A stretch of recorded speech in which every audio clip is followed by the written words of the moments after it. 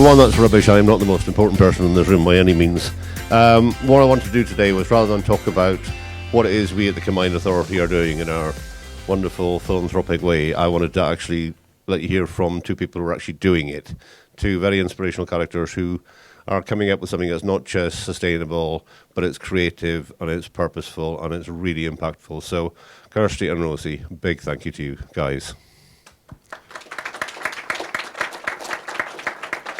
Now, there are 9,312 other people like them in the West Midlands region. So we are trying to build an ecosystem. So rather than me prattle on for the next 10 minutes, I want to show you a short 3-minute video we made recently.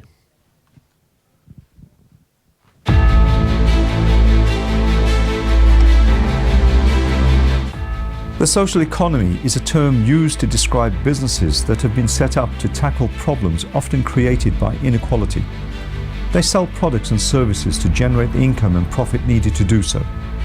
They don't just deal with the symptoms, most try to tackle the root cause. They include social enterprises, community-owned businesses, cooperatives and some charities.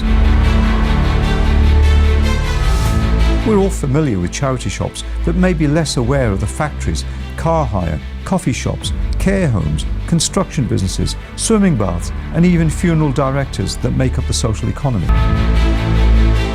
The social economy provides a massive resource in achieving growth. Tackling inequality is an essential factor in delivering growth for everyone.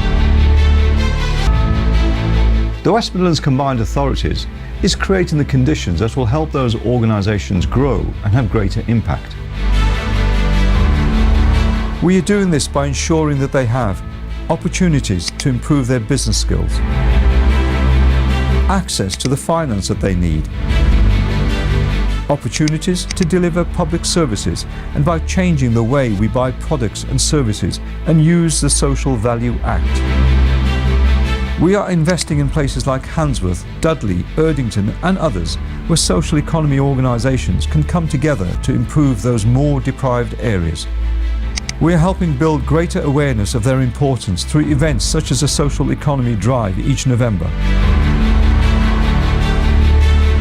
We're also working on developing partnerships with all parts of the public sector, the private sector and partnerships within the social economy, educating young people, the future leaders, workers or supporters, focusing on parts of the social economy that can tackle key issues for the region,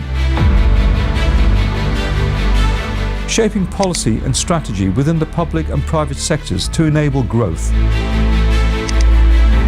Our intervention with some of the region's social cluster organisations have allowed us to determine the immediate social landscape and economy. This allows West Midlands Combined Authority to continue with our vision of inclusivity and address inequality and encourage growth for everyone. We want to build a region where people thrive in the place they live and work, that focuses on people as well as place. The social economy isn't just a nice thing to support, it is an essential resource that will help the West Midlands be a place where everyone leads a better life.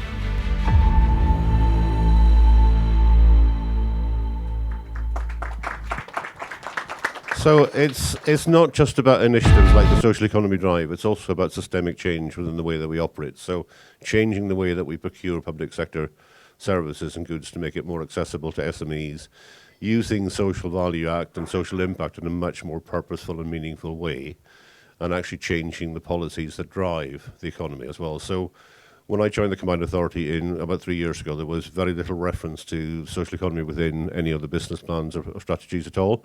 It now features very strongly in not just the annual business plan for next year. In fact, it's page 1 of the sector on growth is the social economy, and it features in the long-term plan. It's lumped in with the everyday economy, but I think that's really relevant because the social economy is the dynamic part of the everyday economy that is tackling, as Rosie and Christy do, is to tackle those people who have got less opportunities and they're more disadvantaged and helping them, and that's so critical to it. Probably the most important development for me over the last period, and it was only last Monday it was announced, was a thing called the Office for the Impact Economy. That's what this is. The social economy is the same as the impact economy.